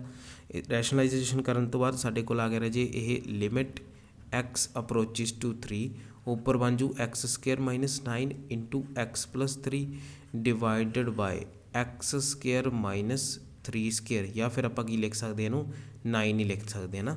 ਤਾਂ x² - 9 x² - 9 ਤਾਂ ਕੈਂਸਲ ਆਊਟ ਹੋ ਗਿਆ, ਤਾਂ ਆਪਣੇ ਕੋਲ ਬਚਿਆ limit x approaches to 3 x + 3, ਜਿਸ ਨੂੰ ਅਸੀਂ ਲਿਖ ਸਕਦੇ ਹਾਂ 3 + 3 = 6। ਤਾਂ ਰੈਸ਼ਨਲਾਈਜੇਸ਼ਨ ਮੈਥਡ ਦੇ ਨਾਲ ਵੀ ਸਾਡੇ ਕੋਲ ਕੀ ਆ ਗਿਆ, ਸੇਮ ਆਨਸਰ ਆ ਗਿਆ। ਤਾਂ ਰਾਜੇ ਇਹ ਆਪਣੇ ਕੋਲ ਡਿਫਰੈਂਟ ਮੈਥਡਸ ਨੇ। ਕਾਫੀ ਮੈਥਡ ਜਿਹੜੇ ਆ ਸਾਨੂੰ ਯਾਦ ਰੱਖਣੇ ਪੈ ਰਹੇ ਨੇ, ਪ੍ਰੋਸੈਸ ਯਾਦ ਰੱਖਣੇ ਪੈ ਰਹੇ ਨੇ। ਸਬਸਟੀਟਿਊਸ਼ਨ 'ਚ ਕੀ ਕਰਨਾ ਹੈ, ਰੈਸ਼ਨਲਾਈਜੇਸ਼ਨ 'ਚ ਕਿੱਦਾਂ ਸੋਲਵ ਕਰਨਾ ਹੈ ਨਾ। ਤਾਂ ਇੱਦਾਂ ਇਹ ਥੋੜ੍ਹਾ ਜਿਹਾ ਨਾ ਡਿਫੀਕਲਟ ਹੋ ਜਾਂਦਾ 3 ਅਲੱਗ-ਅਲੱਗ ਮੈਥਡ ਨੂੰ ਯਾਦ ਰੱਖਣ ਲਈ। ਤਾਂ ਇਸੇ ਲਈ ਰਾਜੇ ਇੱਕ ਨਾ ਕਾਮਨ ਮੈਥਡ ਅਸੀਂ ਬਣਾ ਲਿਆ ਸੀ, ਅਸੀਂ ਇਨ ਦਾ ਸੈਂਸ ਮੈਥਮੈਟੀਸ਼ੀਅਨ ਨੇ ਓਬਵੀਅਸਲੀ। ਤਾਂ ਮੈਥਮੈਟੀਸ਼ੀਅਨ ਨੇ ਇੱਕ ਕਾਮਨ ਮੈਥਡ ਕ੍ਰੀਏਟ ਕਰ ਰਿਹਾ ਸੀ, ਜਿਸ ਮੈਥਡ ਦੇ ਨਾਲ ਅਸੀਂ ਸਿਰਫ 2 ਤਰ੍ਹਾਂ ਦੇ ਇਨਡਿਟਰਮੀਨੇਟ ਫਾਰਮ ਨੂੰ ਸੋਲਵ ਕਰ ਸਕਦੇ ਹਾਂ। ਸਿਰਫ 2 ਤਰ੍ਹਾਂ ਦੀ ਇਨਡਿਟਰਮੀਨੇਟ ਫਾਰਮ ਆ ਜਿਹੜੀ ਉਹ ਇਸ ਮੈਥਡ ਨਾਲ ਸੋਲਵ ਕਰ ਸਕਦੇ ਹਾਂ। ਸਭ ਤੋਂ ਪਹਿਲਾਂ ਦੇਖ ਲੈਂਦੇ ਹਾਂ ਵੀ ਉਹ ਮੈਥਡ ਕੀ ਹੈ ਸਾਡੇ ਕੋਲ ਜੀ। ਉਹ ਤੁਸੀਂ ਮੈਥਡ ਆਲਰੇਡੀ ਬਹੁਤ ਪਾਪੂਲਰ ਹੈ ਤੁਹਾਡੇ ਕੋਲ, ਉਹ ਹੈਗਾ ਆਪਣੇ ਕੋਲ L hospital rule. L hospital rule ਜਿਹੜਾ ਹੈ ਉਹ ਕਾਮਨ ਮੈਥਡ ਹੈ। ਕਾਮਨ ਇਨ ਦਾ ਸੈਂਸ ਵੀ ਅਸੀਂ 3 ਮੈਥਡ ਯਾਦ ਰੱਖਣ ਤੋਂ ਮਤਲਬ ਬਚਦੇ ਹਾਂ, ਅਸੀਂ ਇੱਕ ਮੈਥਡ ਯਾਦ ਰੱਖ ਲੈਂਦੇ ਹਾਂ। ਜਿਹੜਾ ਰੂਲਸ ਯੂਜ਼ ਕੀਤਾ ਜਾਂਦਾ 0/0 ਇਨਡਿਟਰਮੀਨੇਟ ਫਾਰਮ ਨੂੰ ਲਿਮਿਟ ਨੂੰ ਸੋਲਵ ਕਰਨ ਲਈ, ਜਾਂ ਫਿਰ ∞/∞ ਇਨਡਿਟਰਮੀਨੇਟ ਫਾਰਮ ਨੂੰ ਲਿਮਿਟ ਨੂੰ ਇੰਟੀਗ੍ਰੇਸ਼ਨ ਕਹੀਏ ਨਾ, ਲਿਮਿਟ ਨੂੰ ਸੋਲਵ ਕਰਨ ਲਈ। ਤਾਂ ਸਿਰਫ ਦੋ ਤਰ੍ਹਾਂ ਦੀ ਜਿਹੜੀ ਇਨਡਿਟਰਮੀਨੇਟ ਫਾਰਮ ਹੈ ਉਹਨੂੰ ਸੋਲਵ ਕਰ ਸਕਦੇ ਹਾਂ। ਯਾਦ ਰੱਖਿਓ, ਇੱਕ ਤਾਂ 0/0 ਹੈ, ਇੱਕ ਇਨਫਿਨਿਟੀ ਹੈ। ਤਾਂ ਤੁਸੀਂ ਕਹੋਗੇ ਜਿਹੜੀ ਬਾਕੀਆਂ ਨੇ, ਜਿਵੇਂ ਆਪਣੇ ਕੋਲ ਇਨਫਿਨਿਟੀ ਮਾਈਨਸ ਇਨਫਿਨਿਟੀ ਹੈ, 0 into ਇਨਫਿਨਿਟੀ ਹੈ, ਇਹਨਾਂ ਦਾ ਕੀ ਕਰਾਂਗੇ? ਇਹਨਾਂ ਫਾਰਮ ਦੇ ਵਿੱਚ ਰਾਜੇ ਅਸੀਂ ਡਿਫਰੈਂਟ ਮੈਥਡ ਯੂਜ਼ ਕਰਾਂਗੇ, ਲੇਕਿਨ ਉਸ ਮੈਥਡ ਨੂੰ ਜਿਹੜਾ ਹੈ ਯੂਜ਼ ਕਰਕੇ ਅਸੀਂ 0/0 ਜਾਂ ਫਿਰ ਇਨਫਿਨਿਟੀ ਫਾਰਮ ਹੀ ਬਣਾਵਾਂਗੇ। ਫਿਰ ਅਸੀਂ ਯੂਜ਼ ਕਰਾਂਗੇ ਐਲ ਹੌਸਪੀਟਲ ਰੂਲ ਨੂੰ। ਤਾਂ ਕਹਿਣ ਦਾ ਮਤਲਬ ਹੈ ਰਾਜੇ ਸਾਰੀਆਂ ਚੀਜ਼ਾਂ ਦਾ ਜਿਹੜਾ ਐਂਡ ਗੋਲ ਹੈ ਉਹ ਐਲ ਹੌਸਪੀਟਲ ਰੂਲ ਹੀ ਹੈ, ਉਹ 0/0 ਜਾਂ ਫਿਰ ਇਨਫਿਨਿਟੀ ਫਾਰਮ ਹੀ ਹੈ। ਤਾਂ ਇਹ ਚੀਜ਼ ਦਾ ਧਿਆਨ ਰੱਖਣਾ ਕਿ ਅਸੀਂ ਐਲ ਹੌਸਪੀਟਲ ਰੂਲ ਜਿਹੜਾ ਯੂਜ਼ ਕਰਾਂਗੇ ਉਹ 0/0 ਫਾਰਮ ਦੇ ਵਿੱਚ ਜਾਂ ਫਿਰ ਇਨਫਿਨਿਟੀ ਫਾਰਮ ਦੇ ਵਿੱਚ ਯੂਜ਼ ਕਰਾਂਗੇ। ਮੋਸਟ ਯੂਜ਼ਫੁਲ ਮੈਥਡ ਹੈ ਐਲ ਹੌਸਪੀਟਲ ਰੂਲ। ਤਾਂ ਸਮਝ ਲੈਂਦੇ ਹਾਂ ਪਹਿਲਾਂ ਥੋੜ੍ਹਾ ਜਿਹਾ ਇਹਦਾ ਥਿਊਰੀ ਬਾਰੇ। ਕਹਿੰਦੇ ਆਪਣੇ ਕੋਲ ਸਪੋਜ਼ ਦੋ ਫੰਕਸ਼ਨ ਨੇ f(x) ਅਤੇ g(x), ਅਤੇ ਦੋਨੋਂ ਹੀ ਫੰਕਸ਼ਨ ਜਿਹੜੇ ਆ ਡਿਫਰੈਂਸ਼ੀਏਬਲ ਹੋਣੇ ਚਾਹੀਦੇ ਆ। ਅਤੇ ਡਿਫਰੈਂਸ਼ੀਏਬਲ ਵੀ ਕਿੱਥੇ ਹੋਣੇ ਚਾਹੀਦੇ ਆ? ਨੇਬਰਹੁੱਡ ਵਿੱਚ, ਜਿੱਥੇ x a ਦੇ ਬਰਾਬਰ ਹੈ। ਸਭ ਤੋਂ ਪਹਿਲਾਂ ਅਸੀਂ ਦੇਖਿਆ ਵੀ ਫੰਕਸ਼ਨ ਲੈ ਲਏ ਦੋ ਅਤੇ ਉਹਨਾਂ ਨੂੰ ਡਿਫਰੈਂਸ਼ੀਏਬਲ ਹੋਣਾ ਜ਼ਰੂਰੀ ਹੈ। ਡਿਫਰੈਂਸ਼ੀਏਬਲ ਹਜੇ ਚੈਪਟਰ ਅਸੀਂ ਪੜ੍ਹਿਆ ਨਹੀਂ, ਉਹ ਵੀ ਅੱਗੇ ਅਸੀਂ ਜਿਹੜਾ ਡਿਫਰੈਂਸ਼ੀਏਬਲ ਚੈਪਟਰ ਪੜ੍ਹਾਂਗੇ ਤਾਂ ਤੁਹਾਨੂੰ ਉੱਥੇ ਹੋਰ ਵੀ ਕਲੀਅਰ ਹੋ ਜਾਊਗਾ ਵੀ ਫੰਕਸ਼ਨ ਕਦੋਂ ਡਿਫਰੈਂਸ਼ੀਏਬਲ ਹੁੰਦਾ। ਤਾਂ ਕਹਿੰਦੇ ਦੋ ਕੰਡੀਸ਼ਨਾਂ ਨੇ, ਇੱਕ ਤਾਂ ਫੰਕਸ਼ਨ ਡਿਫਰੈਂਸ਼ੀਏਬਲ ਹੋਣਾ ਚਾਹੀਦਾ ਅਤੇ ਐਕਸ ਜਿਹੜਾ ਨੇਬਰਹੁੱਡ ਦੇ ਵਿੱਚ ਹੋਣਾ ਚਾਹੀਦਾ ਨਾ ਏ ਦੇ। ਐਕਸ ਏ ਦੇ ਨੇਬਰਹੁੱਡ ਦਾ ਕੀ ਮਤਲਬ ਹੈ? ਸਪੋਜ਼ ਰਾਜੇ ਆਪਣੇ ਕੋਲ ਏ ਦੀ ਵੈਲਿਊ 3 ਹੈ ਅਤੇ ਐਕਸ ਜਿਹੜਾ ਏ ਨੂੰ ਅਪਰੋਚ ਕਰ ਰਿਹਾ, ਅਤੇ ਜਿਹੜਾ ਪੁਆਇੰਟ ਮੈਂ ਡਾਰਕ ਕੀਤਾ ਐਕਸ ਜਦੋਂ ਇੱਥੇ ਪਹੁੰਚੂਗਾ ਤਾਂ ਸਪੋਜ਼ ਉਹਦੀ ਵੈਲਿਊ 2.99876 ਸਮਥਿੰਗ ਇੰਨੀ ਵੈਲਿਊ ਹੋਊਗੀ, ਹੈ ਨਾ। ਤਾਂ ਆਪਾਂ ਕਹਾਂਗੇ ਵੀ ਐਕਸ ਜਿਹੜਾ ਅਪਰੋਕਸੀਮੇਟਲੀ ਕਿਹਦੇ ਇਕੁਅਲ ਹੈ? 3 ਦੇ ਇਕੁਅਲ ਹੈ। ਅਤੇ ਜਦੋਂ ਐਕਸ 3 ਦੇ ਇਕੁਅਲ ਹੋਊਗਾ ਆਪਾਂ ਐਕਸ ਨੂੰ 3 ਪੁੱਟ ਕਰਾਂਗੇ, ਉਦੋਂ ਹੀ ਸਾਨੂੰ ਪਤਾ ਲੱਗੂਗਾ ਨਾ ਵੀ ਕਿਹੜੀ ਫਾਰਮ ਹੈ। ਤਾਂ ਇਸ ਲਈ ਨੇਬਰਹੁੱਡ ਦੇ ਵਿੱਚ ਹੋਣਾ ਸਭ ਤੋਂ ਜ਼ਰੂਰੀ ਹੈ। ਦੋ ਕੰਡੀਸ਼ਨ ਜਿਹੜੀ ਆਪਾਂ ਇੱਥੇ ਪੜ੍ਹੀਆਂ। ਤਾਂ ਜਦੋਂ ਅਸੀਂ ਸਬਸਟੀਟਿਊਟ ਕਰਾਂਗੇ ਐਕਸ ਨੂੰ ਰਾਜੇ ਏ ਕਿਹਦੇ ਵਿੱਚ? f(x) ਦੇ ਵਿੱਚ, g(x) ਦੇ ਵਿੱਚ। ਅਤੇ ਜੇ ਸਾਡੇ ਕੋਲ ਐਫ ਏ ਦੀ ਵੈਲਿਊ ਮਤਲਬ ਐਕਸ ਦੀ ਜਗ੍ਹਾ 'ਤੇ ਏ ਪੁੱਟ ਕਰਕੇ ਫੰਕਸ਼ਨ ਦੀ ਜਿਹੜੀ ਵੈਲਿਊ ਹੈ, ਦੋ ਫੰਕਸ਼ਨ ਨੇ f(x) ਅਤੇ g(x), ਐਫ ਏ ਅਤੇ ਜੀ ਏ ਦੀ ਵੈਲਿਊ ਦੋਨਾਂ ਦੀ ਵੈਲਿਊ 0 ਆਵੇ ਜਾਂ ਫਿਰ ਦੋਨਾਂ ਦੀ ਵੈਲਿਊ ਇਨਫਿਨਿਟੀ ਆਵੇ, ਤਾਂ ਅਸੀਂ ਜਿਹੜਾ ਹੈ ਰੂਲ ਯੂਜ਼ ਕਰਾਂਗੇ ਐਲ ਹੌਸਪੀਟਲ ਰੂਲ। ਇਹੀ ਅਸੀਂ ਕਿਹਾ ਸੀ ਕਿ ਜਦੋਂ 0/0 ਫਾਰਮ ਬਣ ਜੇ, ਇਨਫਿਨਿਟੀ ਫਾਰਮ ਬਣ ਜੇ, ਤਾਂ ਅਸੀਂ ਮੈਥਡਸ ਯੂਜ਼ ਕੀਤੇ ਸੀ, factorisation method, substitution method, rationalisation method. ਤਾਂ ਜਦੋਂ ਇਹ ਦੋਨੇ ਫਾਰਮਸ ਬਣਦੀਆਂ ਨੇ ਤਾਂ ਅਸੀਂ ਉਦੋਂ ਯੂਜ਼ ਕਰਦੇ ਹਾਂ ਐਲ ਹੌਸਪੀਟਲ ਰੂਲ ਨੂੰ। ਤਾਂ ਦੇਖ ਲੈਂਦੇ ਹਾਂ ਸਾਡੇ ਕੋਲ ਐਲ ਹੌਸਪੀਟਲ ਰੂਲ ਕਿਵੇਂ ਕੰਮ ਕਰਦਾ ਰਾਜੇ। ਕਹਿੰਦੇ limit x approaches to a f of x upon g of x ਬਰਾਬਰ ਹੈ limit x approaches to a f dash x upon g dash x. ਤਾਂ ਕੁਝ ਨਹੀਂ ਕਰਨਾ, ਜਦੋਂ ਸਾਡੇ ਕੋਲ 0/0 ਫਾਰਮ ਬਣਦੀ ਹੈ limit x approaches to 3 x² - 9 upon x - 3। ਇਹੀ ਐਗਜ਼ਾਮਪਲ ਲਿੱਤੀ ਸੀ। ਹੁਣ ਇਸ ਕੇਸ ਦੇ ਵਿੱਚ ਜਦੋਂ ਅਸੀਂ ਡਾਇਰੈਕਟ x ਦੀ ਜਗ੍ਹਾ 'ਤੇ 3 ਪੁੱਟ ਕਰਦੇ ਹਾਂ, ਕਹਿਣ ਦਾ ਮਤਲਬ x ਜਦੋਂ ਬਿਲਕੁਲ 3 ਦੇ ਨੇਬਰਹੁੱਡ ਦੇ ਵਿੱਚ ਹੁੰਦਾ ਹੈ ਤਾਂ ਉਦੋਂ ਅਸੀਂ x ਨੂੰ 3 ਪੁੱਟ ਕਰਦੇ ਹਾਂ ਰਾਜੇ, ਤਾਂ ਸਾਡੇ ਕੋਲ 0/0 ਫਾਰਮ ਬਣਦੀ ਹੈ। ਤਾਂ ਇਸ ਕੇਸ ਦੇ ਵਿੱਚ ਅਸੀਂ ਕੀ ਕਰਨਾ ਹੈ? ਉੱਪਰ ਵਾਲੇ ਜੋ ਨਿਊਮੀਨੇਟਰ ਦਾ ਡੈਰੀਵੇਟਿਵ ਕਰ ਦੇਣਾ ਅਤੇ ਡਿਨੋਮੀਨੇਟਰ ਦਾ ਡੈਰੀਵੇਟਿਵ ਕਰ ਦੇਣਾ। ਹੁਣ ਇੱਥੇ ਇੱਕ ਚੀਜ਼ ਜਿਹੜੀ ਹੈ ਇੱਥੇ ਚੀਜ਼ ਜਿਹੜੀ ਨੋਟ ਕਰਨ ਵਾਲੀ ਹੈ ਰਾਜੇ, ਜਿਹੜਾ ਇਹ ਰੂਲ ਹੈ ਉਹ ਐਪਲੀਕੇਬਲ ਉਦੋਂ ਹੋਊਗਾ ਜਦੋਂ ਰਾਈਟ ਹੈਂਡ ਸਾਈਡ ਐਗਜ਼ਿਸਟ ਕਰੂਗੀ ਲਿਮਿਟ ਦੀ। ਕਿਵੇਂ? ਹੁਣ ਆਪਣੇ ਕੋਲ ਮੰਨ ਲਓ ਆਹ ਕੁਐਸਚਨ ਹੈ limit x approaches to 3 x² - 9 upon x - 3। ਇਹਦੀ ਆਪਾਂ right hand limit find out ਕਰਾਂਗੇ। ਰਾਈਟ ਹੈਂਡ ਲਿਮਿਟ ਅਸੀਂ ਕਰਾਂਗੇ ਤਾਂ ਉਹ ਆ ਜਾਊ ਆਪਣੇ ਕੋਲ, ਕੀ ਪੁੱਟ ਕਰਦੇ ਹੁੰਦੇ ਆ x ਦੀ ਜਗ੍ਹਾ 'ਤੇ a + h। ਆਪਣੇ ਕੋਲ a ਕਿੰਨਾ ਹੈ? 3 + h, ਕਿਉਂਕਿ ਰਾਈਟ ਹੈਂਡ ਲਿਮਿਟ ਦੇ ਵਿੱਚ ਤਾਂ ਅਸੀਂ ਇਸੇ ਤਰ੍ਹਾਂ ਹੀ ਕਰਦੇ ਹਾਂ ਨਾ a + h ਦੇ ਨਾਲ। ਤਾਂ ਸਾਡੇ ਕੋਲ ਰਾਈਟ ਹੈਂਡ ਲਿਮਿਟ ਆ ਜੂ x ਜਦੋਂ 3 ਨੂੰ ਅਪਰੋਚ ਕਰੂਗਾ ਅਤੇ h ਜਿਹੜਾ ਹੈ ਉਦੋਂ 0 ਨੂੰ ਅਪਰੋਚ ਕਰੂਗਾ। ਤਾਂ ਇੱਥੇ ਆ ਜੂ ਆਪਣੇ ਕੋਲ h ਅਪਰੋਚਿਸ ਟੂ 0, ਉੱਪਰ ਆ ਜੂ ਜੇ 3 + h ਦਾ whole square -9 divided by 3 + h -3 ਦੇ। h ਦੀ ਵੈਲਿਊ ਜੇ ਅਗਰ ਅਸੀਂ 0 ਸਬਸਟੀਟਿਊਟ ਕਰ ਦਾਂਗੇ ਤਾਂ ਸਾਡੇ ਕੋਲ ਕਿੰਨਾ ਦੇਖੋ ਰਾਜੇ। ਹੁਣ ਇਸ ਕੇਸ ਦੇ ਵਿੱਚ ਕੀ ਆ, ਅਸੀਂ h ਦੀ ਵੈਲਿਊ 0 ਸਬਸਟੀਟਿਊਟ ਕਰਾਂਗੇ। ਪਹਿਲਾਂ ਇਹਨੂੰ ਓਪਨ ਕਰਦੇ ਹਾਂ 9 + h² + 6h - 9 ਡਿਵਾਈਡਡ ਬਾਈ 9। ਇੱਥੇ ਆਪਣੇ ਕੋਲ ਕੈਂਸਲ ਆਊਟ ਹੋ ਜੂ ਅਤੇ ਨੀਚੇ ਕੀ ਬਚਿਆ? h ਬਚਿਆ। ਅਤੇ ਆਪਣੇ ਕੋਲ 9 ਨਾਲ 9 ਕੈਂਸਲ ਆਊਟ ਹੋ ਗਿਆ ਰਾਜੇ। h ਜਿਹੜਾ ਇੱਥੋਂ ਕਾਮਨ ਕੱਢ ਕੇ ਇਸ ਜਗ੍ਹਾ ਤੋਂ h ਕਾਮਨ ਨਿਕਲ ਜੂਗਾ ਤਾਂ ਆਪਣੇ ਕੋਲ ਆ ਜੂ ਰਾਜੇ h + 6 ਆ ਜੂਗਾ। ਅਤੇ ਨਾਲ ਇਹਦੇ ਲਿਮਿਟ ਵੀ ਲਿਖਣੀ ਹੈ h एच अप्रोचिज टू 0 तो आंसर कितना आ गया अपने को 6 आ गया है ना। तो इत्थे अपनी लिमिट एग्जिस्ट कर गई, फाइनाइट वैल्यू आ गई तो अपने को यूनीक वैल्यू आ गई, लिमिट एग्जिस्ट कर गई। हुण आपां कहांगे राइट हैंड लिमिट एग्जिस्ट कर रही है, तो जदों राइट हैंड लिमिट जिस क्वेश्चन की राइट हैंड लिमिट एग्जिस्ट करूगी, जिस फंक्शन की राइट हैंड लिमिट एग्जिस्ट करूगी, उस फंक्शन ते ही एप्लीकेबल होगा एल हॉस्पिटल रूल। तो ये याद रखना है। सब तो पहली कंडीशन की होनी चाहिए है कि दोने जोड़े फंक्शन ने एफ एक्स जी एक्स वो की होने चाहिए ने, डिफरेंशिएबल होने चाहिए ने। अगर फंक्शन डिफरेंशिएबल ने तो उस तो बाद असीं की देखना है भी जदों असीं x is equal to a put करांगे तो साडे कोल 0/0 तो इनफिनिटी फॉर्म ही बननी चाहिए है। इन्हां दोनों फॉर्म ते ही साडा एल हॉस्पिटल रूल जिहड़ा एप्लीकेबल है। फिर असीं देखना राइट हैंड लिमिट जिहड़ी एग्जिस्ट कर रही है, जे कर रही है तो फिर ठीक है जी, कोई जिहड़ी अपने कोल गुंजाइश नहीं बचदी शक दी, असीं एल हॉस्पिटल रूल ला देंगे। तो एल हॉस्पिटल रूल किस तरह लावांगे वो असीं देखते हैं। इस साइड उपर वाले जिहड़े न्यूमिनेटर है उसका डेरीवेटिव करांगे तो डिनोमिनेटर है उसका डेरीवेटिव करांगे। लेकिन हुण डेरीवेटिव या डिफरेंशिएबल करने लई एक अलर्ट है, एक कॉशन है, ध्यान किस चीज़ का रखना है कि जिहड़ा न्यूमिनेटर है उन्होंने सैपरेटली डेरीवेटिव करना है तो जिहड़ा डिनोमिनेटर है उन्होंने सैपरेटली डेरीवेटिव करना है। असी u/v वाला फार्मूला नहीं लगा देना कि हाँ नीचे वाले का होल स्केयर ऊपर वाले का डेरीवेटिव डी है ना विद रिस्पैक्ट टू एक्स, फिर आप v as it is minus, ये फार्मूला नहीं लगा देना u/v फॉर्म वाला। असी सैपरेट करना है, उपर वाले का डेरीवेटिव अलग, नीचे वाले का डेरीवेटिव अलग। ठीक है जी। हुण इत्थे एक क्वेश्चन होर अजे उठदा है कि जिहड़ा डेरीवेटिव है वो किहदे विद रिस्पैक्ट टू करना है। ਜਿਹੜੀ चीज़ साडे कोल अप्रोच कर रही है ए नूं, जिहड़ी वेरीएबल टर्म है वो अप्रोच कर रही है एक फिक्सड वैल्यू नूं, ਉਹਦੇ विद रिस्पैक्ट टू करना है। सपोज जे इत्थे साडे कोल क्वेश्चन मान लो आ हुंदा limit y approaches to x sine square y minus sine square x divided by y minus x। मान लो ये क्वेश्चन हुंदा, हुण जो तुसीं y की जगह ते x पुट करोगे ये विच तो अपने कोल रजे की बन जूगा 0/0 फॉर्म बन रही है, एल हॉस्पिटल रूल लागू होगा।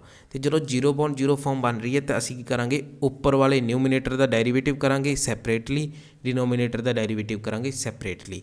लेकिन हुण इत्थे सवाल हुंदा है जिहड़ी असीं गलती कर दिंदे आ, वो क्वेश्चन ये उठदा है कि हुण डेरीवेटिव किहदे विद रिस्पैक्ट टू करांगे, एक्स दे विद रिस्पैक्ट टू करांगे या वाई दे विद रिस्पैक्ट टू करांगे। तो रजे इहदे वास्ते उलझना नहीं है, मैं समझा भी दिना है। रजे इत्थे अपने कोल एक्स है तो इत्थे वाई है, ये नंबर लाइन है। वाई जिहड़ा एक्स वाल वध रहा है, एरो का मतलब यही हुंदा कि y approaches to x, x अपनी जगह ते पक्का खड़ा है। ठीक है जी। वाई जिहड़ा हौली हौली उहदे वल वधदा जा रहा है ना, उहदी वैल्यूज़ की ने एक्स वल इनक्रीज़ हुंदियां जा रही ने वाई दी फ्रॉम लैफ्ट हैंड साइड अगर गल करिए तो इत्थे चेंज कौन हो रहा है, इत्थे चेंज हो रहा है वाई, ਇਹਦਾ मतलब वेरीएबल कौन है वाई। तो डिफरेंशिएशन की हुंदा change of rate of the term है ना, change of rate of change of है ना भी कितना चेंज आ रहा है वेरीएबल नूं असीं डिफरेंशिएबल के केस दे विच यूज़ करते हैं। तो इत्थे जिहड़ा डिफरेंशिएबल होगा न्यूमिनेटर ते डिनोमिनेटर का सैपरेटली वो वाई दे विद रिस्पैक्ट टू होगा। तो कहने का मतलब है जो चीज़ वेरी कर रही है उन्हों ही असीं यूज़ करना है to differentiate numerator and denominator. तो चलो वापस होने इस क्वेश्चन ते। तो न्यूमिनेटर का अगर असीं डिफरेंशिएबल करांगे तो साडे कोल रजे आ जाऊगा 2x विद हुण सानूं पता है इत्थे की है x चेंज हो रहा, तो असीं विद रिस्पैक्ट टू x दे करांगे तो इत्थे आ जाऊ 2x माइनस 0, न्यूमिनेटर च आ जाऊ साडे कोल 1 माइनस 0। तो ये आ गया रजे अपने को limit x approaches to 3 2x upon 1 या फिर कल्ला 2x भी लिख सकते हैं। x की जगह पर 3 पुट करता तो आंसर कितना आ गया 6 आ गया। तो तुसीं देखोगे सिर्फ एक स्टैप दे विच जिहड़ा असीं सॉल्व कर दिता क्वेश्चन नूं by using L hospital rule. तो इस केस दे विच भी साडा आंसर 6 आया। बाकी सारे क्वेश्चन भी असीं यही देखिया कि साडा जिहड़ा आंसर है वो 6 आया सारिਆਂ ਦਾ। तो आंसर सेम आऊगा, मैथड दे नाल साडा टाइम बचूगा, सानूं अलग अलग मैथड याद नहीं रखने पैणगे। पर शर्त यह है भी ये सिर्फ 0/0 तो इनफिनिटी वटे इनफिनिटी फॉर्म जो बनी होगी लिमिट की उदों ही अपलाई कर सकते हैं एल हॉस्पिटल रूल नूं। ये चीज़ां जिहड़ियां ध्यान च रखनियां ने असीं। ਅਸੀਂ ਹੁਣ ਤੱਕ ਰਾਜੇ ਪੜ੍ਹਿਆ 0/0 ਇਨਫਿਨਿਟੀ ਅਪੋਨ ਇਨਫਿਨਿਟੀ ਇਨਡਿਟਰਮੀਨੇਟ ਫਾਰਮ ਬਾਰੇ। ਹੁਣ ਅਸੀਂ ਕਰਨ ਜਾ ਰਹੇ ਹਾਂ 0 ਮਲਟੀਪਲਾਈ ਬਾਏ ਇਨਫਿਨਿਟੀ ਇਨਡਿਟਰਮੀਨੇਟ ਫਾਰਮ। ਜਦੋਂ 0 ਨਾਲ ਇਨਫਿਨਿਟੀ ਮਲਟੀਪਲਾਈ ਹੁੰਦਾ ਉਹ ਫਾਰਮ ਜਦੋਂ ਬਣਦੀ ਹੈ ਤਾਂ ਉਸ ਟਾਈਮ 'ਤੇ ਅਸੀਂ ਕਿਹੜਾ ਮੈਥਡ ਯੂਜ਼ ਕਰਨਾ, ਕਿਸ ਤਰ੍ਹਾਂ ਇਹਨੂੰ ਸੋਲਵ ਕਰਨਾ। ਮੈਂ ਤੁਹਾਨੂੰ ਕਿਹਾ ਸੀਗਾ ਕਿ ਰਾਜੇ ਸਾਡੇ ਕੋਲ ਕੋਈ ਵੀ ਫਾਰਮ ਬਣੇ ਤਾਂ ਉਸ ਫਾਰਮ ਨੂੰ ਜਿਹੜਾ ਹੈ ਅਸੀਂ 0/0 ਜਾਂ ਫਿਰ ਇਨਫਿਨਿਟੀ ਫਾਰਮ ਦੇ ਵਿੱਚ ਕਨਵਰਟ ਕਰਨਾ, ਲੈ ਕੇ ਆਉਣਾ ਗਾ। एग्जाम्पल ਦੇ ਨਾਲ ਸਮਝਦੇ ਹਾਂ। ਸਾਡੇ ਕੋਲ एग्जाम्पल ਹੈ f(x) = 1 - x tan π/2x then find limit of x approaches to 1 f of x। ਤਾਂ ਜਦੋਂ ਕੋਈ ਵੀ ਕੁਐਸਚਨ ਕਰਨਾ ਹੈ ਤਾਂ ਸਾਡਾ ਜਿਹੜਾ ਸਟੈਪ 1 ਹੋਊਗਾ ਉਹ ਇਹ ਹੋਊਗਾ ਵੀ ਅਸੀਂ ਚੈੱਕ ਕਰਨਾ ਹੈ ਵੀ ਸਾਡਾ ਫੰਕਸ਼ਨ ਜਿਹੜਾ ਹੈ f(x) ਜਿਹੜਾ ਹੈ ਉਹ ਕੀ ਹੈ। ਫੰਕਸ਼ਨ ਸਾਡੇ ਕੋਲ ਹੈ 1 - x tan π/2x ਦੇ ਰੱਖਿਆ। ਤਾਂ ਜਿਹੜਾ ਸਾਡਾ ਫੰਕਸ਼ਨ ਹੈ ਰਾਜੇ ਇਹ ਨਾ ਹੀ ਤਾਂ ਗ੍ਰੇਟੈਸਟ ਇੰਟੀਜਰ ਫੰਕਸ਼ਨ ਹੈ, ਇਹ ਨਾ ਹੀ ਮੋਡੂਲਸ ਫੰਕਸ਼ਨ ਹੈ, ਇਹ ਤੇ ਨਾ ਹੀ ਬ੍ਰੇਕਅਪ ਫੰਕਸ਼ਨ ਹੈ। ਤਾਂ ਆਪਣੇ ਕੋਲ ਰੂਲ 1 ਤਾਂ ਇੱਥੇ ਵੈਲਿਡ ਹੀ ਨਹੀਂ ਹੁੰਦਾ ਹੈ ਨਾ। ਤਾਂ ਆਪਣੇ ਕੋਲ ਕਿਹੜਾ ਰੂਲ ਵੈਲਿਡ ਹੁੰਦਾ, ਰੂਲ ਨੰਬਰ 2 ਵੈਲਿਡ ਹੁੰਦਾ। ਤੇ ਰੂਲ ਨੰਬਰ 2 ਦੇ ਵਿੱਚ ਸਾਨੂੰ ਕਿਹਾ ਗਿਆ ਕਿ ਸਭ ਤੋਂ ਪਹਿਲਾਂ x ਨੂੰ ਜਿਹੜਾ ਹੈ ਉਹ a ਦੇ ਇਕੁਅਲ ਪੁੱਟ ਕਰੋ। ਸਾਡੇ ਕੋਲ a ਇੱਥੇ ਕਿੰਨਾ ਹੈਗਾ 1, ਤੇ ਜਦੋਂ ਅਸੀਂ f of 1 ਦੀ ਗੱਲ ਕਰੀਏ ਤਾਂ ਸਾਡੇ ਕੋਲ ਆ ਜੂ 1 - 1 tan π/2। ਤਾਂ ਇੱਥੋਂ ਆਪਣੇ ਕੋਲ ਆ ਗਿਆ 0 × ਇਨਫਿਨਿਟੀ। ਤਾਂ ਇੱਥੋਂ ਸਾਨੂੰ ਪਤਾ ਲੱਗ ਗਿਆ ਵੀ ਕਿਹੜੀ ਫਾਰਮ ਬਣ ਰਹੀ ਹੈ 0 × ਇਨਫਿਨਿਟੀ। ਤਾਂ ਰਾਜੇ ਹਮੇਸ਼ਾ ਕੋਈ ਵੀ ਕੁਐਸਚਨ ਕਰੋ ਤਾਂ ਸਭ ਤੋਂ ਪਹਿਲਾਂ ਤੁਸੀਂ ਇਹ ਚੈੱਕ ਕਰਨਾ ਵੀ ਸਾਡਾ ਫੰਕਸ਼ਨ ਕੀ ਹੈ। ਉਹ ਕਿਤੇ ਗ੍ਰੇਟੈਸਟ ਇੰਟੀਜਰ ਫੰਕਸ਼ਨ ਤਾਂ ਨਹੀਂ, ਬ੍ਰੇਕਅਪ ਫੰਕਸ਼ਨ ਤਾਂ ਨਹੀਂ, ਜਾਂ ਮੋਡੂਲਸ ਫੰਕਸ਼ਨ ਤਾਂ ਨਹੀਂ। ਫਿਰ ਤਾਂ ਅਸੀਂ ਰੂਲ ਨੰਬਰ 1 ਕਰਾਂਗੇ। ਜੇ ਉਹਨਾਂ ਤੋਂ ਇਲਾਵਾ ਹੋਰ ਕੋਈ ਫੰਕਸ਼ਨ ਹੈ ਤਾਂ ਅਸੀਂ ਰੂਲ ਨੰਬਰ 2 ਤੇ ਜਾਵਾਂਗੇ, ਜੋ ਕਹਿੰਦਾ x ਦੀ ਜਗ੍ਹਾ 'ਤੇ a ਪੁੱਟ ਕਰੋ ਅਤੇ ਚੈੱਕ ਕਰੋ ਵੀ ਕਿਹੜੀ ਇਨਡਿਟਰਮੀਨੇਟ ਫਾਰਮ ਬਣ ਰਹੀ ਹੈ ਜਾਂ ਫਿਰ ਡਿਟਰਮੀਨੈਂਟ ਫਾਰਮ ਬਣ ਰਹੀ ਹੈ ਨਾ। ਰੂਲ ਕੇਸ 1 ਬਣ ਰਿਹਾ ਜਾਂ ਕੇਸ 2। ਤਾਂ ਬੜੇ ਹੀ ਤਰੀਕੇ ਦੇ ਨਾਲ ਇਹਨਾਂ ਨੂੰ ਜੋੜਿਆ ਗਿਆ ਹੈ ਜੀ ਹਰ ਚੀਜ਼ ਨੂੰ। ਤਾਂ ਤੁਸੀਂ ਜਿਹੜਾ ਹੈ ਕੋਈ ਵੀ ਪਾਰਟ ਸਕਿਪ ਨਹੀਂ ਕਰਨਾ। ਪਾਰਟ ਸਕਿਪ ਕਰੋਗੇ ਤਾਂ ਤੁਹਾਡਾ ਬਹੁਤ ਜ਼ਿਆਦਾ ਨੁਕਸਾਨ ਹੋ ਜੂ, ਟੌਪਿਕ ਸਕਿਪ ਹੋ ਜਾਊਗਾ ਤੁਹਾਡਾ। ਤਾਂ ਜਿਹੜੇ ਬੱਚਿਆਂ ਨੇ ਹੁਣ ਸਿੱਧਾ ਇੱਥੋਂ ਕਰਨਾ ਸ਼ੁਰੂ ਕੀਤਾ ਉਹਨਾਂ ਨੂੰ ਇਹ ਨਹੀਂ ਪਤਾ ਵੀ ਕਿਹੜੀ ਗੱਲ ਹੋ ਰਹੀ ਹੈ, ਰੂਲ 1 ਦੀ ਗੱਲ ਹੋ ਰਹੀ ਹੈ ਨਾ, ਕਿਉਂਕਿ ਲਾਸਟ ਵੀਡੀਓ 'ਚ ਅਸੀਂ ਰੂਲ 1 ਨੂੰ ਡਿਸਕਸ ਕੀਤਾ ਸੀ। ਤਾਂ ਰੂਲ 1 ਵਾਲੀ ਵੀਡੀਓ ਵੀ ਜਿਹੜਾ ਲੈਕਚਰ 2 ਜ਼ਰੂਰ ਦੇਖੋ। ਹੁਣ ਅਸੀਂ ਗੱਲ ਕਰਦੇ ਹਾਂ, ਸਾਨੂੰ ਪਤਾ ਲੱਗ ਗਿਆ ਵੀ ਇਹ ਜਿਹੜੀ ਹੈ ਆਪਣੇ ਕੋਲ ਫੰਕਸ਼ਨ ਦੀ 0 × ਇਨਫਿਨਿਟੀ ਫਾਰਮ ਬਣ ਰਹੀ ਹੈ। ਤਾਂ ਜਦੋਂ 0 × ਇਨਫਿਨਿਟੀ ਫਾਰਮ ਬਣ ਰਹੀ ਹੈ ਤਾਂ ਕਹਿੰਦੇ ਸਟੈਪ 1 ਕੀ ਕਰੋ, ਉਹਨੂੰ ਕਨਵਰਟ ਕਰ ਲਓ 0/0 ਜਾਂ ਫਿਰ ਇਨਫਿਨਿਟੀ ਫਾਰਮ ਦੇ ਵਿੱਚ। ਫਿਰ ਸਟੈਪ 2 ਕੀ ਕਹਿੰਦਾ, ਅਪਲਾਈ ਕਰ ਦਿਓ ਐਲ ਹੌਸਪੀਟਲ ਰੂਲ ਨੂੰ। ਜਦੋਂ 0/0 ਜਾਂ ਇਨਫਿਨਿਟੀ ਫਾਰਮ ਬਣ ਗਈ ਫਿਰ ਤਾਂ ਅਸੀਂ ਐਲ ਹੌਸਪੀਟਲ ਰੂਲ ਅਪਲਾਈ ਕਰ ਸਕਦੇ ਹਾਂ। ਹੁਣ ਗੱਲ ਆਉਂਦੀ ਹੈ ਵੀ ਕਿਸ ਤਰ੍ਹਾਂ ਕਨਵਰਟ ਕਰੀਏ ਇਹਨੂੰ 0/0 ਜਾਂ ਫਿਰ ਇਨਫਿਨਿਟੀ ਫਾਰਮ ਦੇ ਵਿੱਚ। ਤਾਂ ਸਭ ਤੋਂ ਪਹਿਲਾਂ ਰਾਜੇ ਸਟੈਪ ਅਸੀਂ ਕੀ ਕਰਾਂਗੇ, ਇਹਨੂੰ ਕੀ ਕਰਾਂਗੇ f of x ਨੂੰ ਲਿਖ ਲਾਂਗੇ 1 - x tan π/2x ਦੇ ਇਕੁਅਲ ਲਿਖ ਲਾਂਗੇ। ਇਹਨੂੰ ਅਸੀਂ ਹੁਣ ਦੋ ਤਰੀਕੇ ਨਾਲ ਐਡਜਸਟ ਕਰ ਸਕਦੇ ਹਾਂ, ਦੋ ਤਰੀਕੇ ਨਾਲ ਲਿਖ ਸਕਦੇ ਹਾਂ। ਪਹਿਲਾ ਤਰੀਕਾ f(x) ਲਿਖਣ ਦਾ ਕੀ ਹੈ ਕਿ 1 - x ਅਪੋਨ ਕੀ ਲਿਖ ਲਈਏ cot π/2x ਲਿਖ ਲਈਏ, ਕਿਉਂਕਿ ਸਾਨੂੰ ਪਤਾ ਹੈ tan θ ਬਰਾਬਰ ਹੁੰਦਾ ਹੈ 1 cot θ ਦੇ ਨਾ, ਇੱਕ ਦੂਸਰੇ ਦੇ ਔਰ ਰਿਵਰਸ ਹੁੰਦੇ ਨੇ। ਦੂਸਰਾ ਤਰੀਕਾ ਕੀ ਹੈ ਰਾਜੇ f(x) ਨੂੰ ਲਿਖਣ ਦਾ, ਉਹ ਹੈਗਾ ਗਾ ਕਿ ਆਪਣੇ ਕੋਲ tan π/2x ਤਾਂ ਉੱਪਰ ਹੀ ਲਿਖਿਆ ਰਹਿਣ ਦਿੱਤਾ ਜਾਵੇ ਅਤੇ ਜਿਹੜਾ 1 - x ਆ ਉਹਨੂੰ ਇਸ ਤਰ੍ਹਾਂ ਲਿਖ ਲਈਏ 1 - x। ਹੁਣ ਜਿਹੜੇ ਨੂੰ ਉੱਪਰ ਲੈ ਕੇ ਜਾਵਾਂਗੇ ਤਾਂ ਆਪਣੇ ਕੋਲ ਇਹੀ ਸ਼ਕਲ ਜਿਹੜੀ ਬਣ ਜੂਗੀ ਕੁਐਸਚਨ ਵਾਲੀ ਹੈ ਨਾ। ਤਾਂ ਰੀਅਰੇਂਜ ਕਰਕੇ ਜਸਟ ਅਸੀਂ ਲਿਖਿਆ। ਹੁਣ ਜਦੋਂ ਅਸੀਂ ਇਸ ਕੁਐਸਚਨ ਦੇ ਵਿੱਚ ਵੀ x ਦੀ ਜਗ੍ਹਾ 'ਤੇ 1 ਪੁੱਟ ਕਰਾਂਗੇ ਤਾਂ ਸਾਡੇ ਕੋਲ ਰਾਜੇ ਫਾਰਮ ਬਣ ਜੂਗੀ 0/0 ਹੈ ਨਾ। ਇਸ ਕੁਐਸਚਨ 'ਚ ਵੀ ਜਦੋਂ ਅਸੀਂ ਇਸ ਪਾਰਟ ਦੇ ਵਿੱਚ ਵੀ ਅਸੀਂ ਭਰਾਂਗੇ x ਦੀ ਵੈਲਿਊ 1 ਤਾਂ ਆਪਣੇ ਕੋਲ 0/0 ਫਾਰਮ ਬਣ ਜੂਗੀ। ਤਾਂ ਕਹਿਣ ਦਾ ਮਤਲਬ ਹੈ ਚਾਹੇ ਇਸ ਤਰ੍ਹਾਂ ਲਿਖ ਲਓ ਚਾਹੇ ਇਸ ਤਰ੍ਹਾਂ ਲਿਖ ਲਓ, ਆਨਸਰ ਜਿਹੜਾ ਦੋਨਾਂ ਨਾਲ ਹੀ ਨਿਕਲੂਗਾ। ਲੇਕਿਨ ਗੱਲ ਕਰੀਏ ਆਪਾਂ ਅੱਗੇ ਐਲ ਹੌਸਪੀਟਲ ਰੂਲ ਲਗਾਉਣਾ ਹੈ। ਜਦੋਂ ਐਲ ਹੌਸਪੀਟਲ ਰੂਲ ਲਗਾਉਣਾ ਰਾਜੇ ਤਾਂ ਅਸੀਂ ਕਿਹਾ ਸੀ ਵੀ ਨਿਊਮੀਨੇਟਰ ਦਾ ਡੈਰੀਵੇਟਿਵ ਅਲੱਗ ਕਰੋ, ਡਿਨੋਮੀਨੇਟਰ ਦਾ ਡੈਰੀਵੇਟਿਵ ਅਲੱਗ ਕਰੋ। ਜਦੋਂ ਅਸੀਂ ਨਿਊਮੀਨੇਟਰ ਦਾ ਡੈਰੀਵੇਟਿਵ ਕਰਾਂਗੇ ਮਤਲਬ tan π/2x ਦਾ ਡੈਰੀਵੇਟਿਵ ਕਰਾਂਗੇ ਤਾਂ ਉਹ ਤਾਂ ਈਜ਼ੀਲੀ ਸੋਲਵ ਹੋ ਜਾਊਗਾ। ਪਰ ਜੇ ਗੱਲ ਕਰੀਏ ਡਿਨੋਮੀਨੇਟਰ ਦੀ ਜੇ ਅਗਰ ਇਸ ਤਰ੍ਹਾਂ ਦੀ ਫਾਰਮ ਦੇ ਵਿੱਚ ਬਣਾਈਏ, ਦੋਨੇ ਹੀ ਸਹੀ ਫਾਰਮ ਨੇ, ਜਾਂ ਆ ਬਣਾ ਲਓ ਜਾਂ ਆ ਬਣਾ ਲਓ ਹੈ ਨਾ। ਅਤੇ ਜੇ ਅਗਰ ਅਸੀਂ ਇਸ ਫਾਰਮ 'ਚ ਬਣਾਉਣੇ ਤਾਂ ਸਾਨੂੰ 1/1 - x ਦਾ ਡੈਰੀਵੇਟਿਵ ਕਰਨਾ ਪੈਣਾ, ਜੋ ਕਿ ਥੋੜ੍ਹਾ ਜਿਹਾ ਲੈਂਥੀ ਹੋ ਜਾਂਦਾ ਹੈ ਨਾ। ਇਸੇ ਕਰਕੇ ਰਾਜੇ ਜਿਹੜਾ ਮੈਂ ਪ੍ਰੈਫਰੈਂਸ ਜਿਹੜੀ ਦਊਂਗਾ ਤੁਸੀਂ ਉਹਦੇ ਨਾਲ ਵੀ ਸੋਲਵ ਕਰ ਸਕਦੇ ਹੋ। ਮੈਂ ਜਿਹੜੀ ਪ੍ਰੈਫਰੈਂਸ ਦਊਂਗਾ ਉਹ ਪਹਿਲੇ ਜਿਹੜੀ ਫਾਰਮ ਬਣਾਈ ਸੀ ਇਸ ਫਾਰਮ ਨੂੰ। ਦੋਨੇ ਹੀ ਫਾਰਮ ਬਣਾ ਸਕਦੇ ਹਾਂ, ਦੋਨੇ ਹੀ ਤਰੀਕੇ ਨੇ ਜਿਹਦੇ ਨਾਲ ਅਸੀਂ ਕੁਐਸਚਨ ਨੂੰ ਸੋਲਵ ਕਰ ਸਕਦੇ ਹਾਂ। ਤੁਸੀਂ ਉੱਥੇ ਕੁਐਸਚਨ 'ਚ ਦੇਖਣਾ ਹੈ ਸਟੇਟਮੈਂਟ ਦੇ ਅਕੋਰਡਿੰਗ ਚੱਲਣਾ ਹੈ। ਜ਼ਰੂਰੀ ਨਹੀਂ ਹਰ ਕੁਐਸਚਨ ਦੇ ਵਿੱਚ ਤੁਹਾਨੂੰ ਇਦਾਂ ਹੀ ਬਣਾਉਣਾ ਪਵੇਗਾ, ਤੁਸੀਂ ਆਪਦਾ ਦਿਮਾਗ ਲਗਾਉਣਾ। ਇਹ ਪ੍ਰੈਕਟਿਸ ਦੇ ਨਾਲ ਆਊਗਾ। ਜਿੰਨੇ ਕੁਐਸਚਨ ਸੋਲਵ ਕਰ ਲਓਗੇ ਇਸ ਟਾਈਪ ਦੇ, ਉਨਾ ਜ਼ਿਆਦਾ ਤੁਹਾਨੂੰ ਐਗਜ਼ਾਮ ਦੇ ਵਿੱਚ ਈਜ਼ੀ ਹੋਊਗਾ ਵੀ ਇੱਥੇ ਕੀ ਯੂਜ਼ ਕਰਨਾ, ਕਿਹੜੀ ਆਪਾਂ ਉੱਥੇ ਕੀ ਐਡਜਸਟਮੈਂਟ ਕਰਨੀ ਹੈ, ਕਹਿਣ ਦਾ ਮਤਲਬ। ਚਲੋ ਜੀ, ਹੁਣ ਆਪਣੇ ਕੋਲ fx ਆ ਗਿਆ, ਤਾਂ ਹੁਣ ਅੱਗੇ ਕੀ ਲਿਖਾਂਗੇ, ਸਾਨੂੰ ਪਤਾ ਹੈ limit x approaches to 1 f of x find out ਕਰਨਾ, ਜਿਹਦੀ ਵੈਲਿਊ ਆ ਗਈ ਸਾਡੇ ਕੋਲ limit x approaches to 1 minus x upon cot pi by 2 x ਆ ਗਿਆ। ਹੁਣ ਜੇ ਅਸੀਂ ਕੀ ਕਰਾਂਗੇ, x ਦੀ ਵੈਲਿਊ ਜਦੋਂ ਪੁੱਟ ਕਰਾਂਗੇ 1 ਤਾਂ ਆਪਣੇ ਕੋਲ ਕਿੰਨੀ ਆ ਜੂ 0.0 ਫਾਰਮ ਬਣ ਜੂਗੀ। ਤਾਂ ਆਪਾਂ ਕੀ ਕਰਾਂਗੇ, ਇੱਥੇ ਅਪਲਾਈ ਕਰਾਂਗੇ ਐਲ ਹੌਸਪੀਟਲ ਰੂਲ।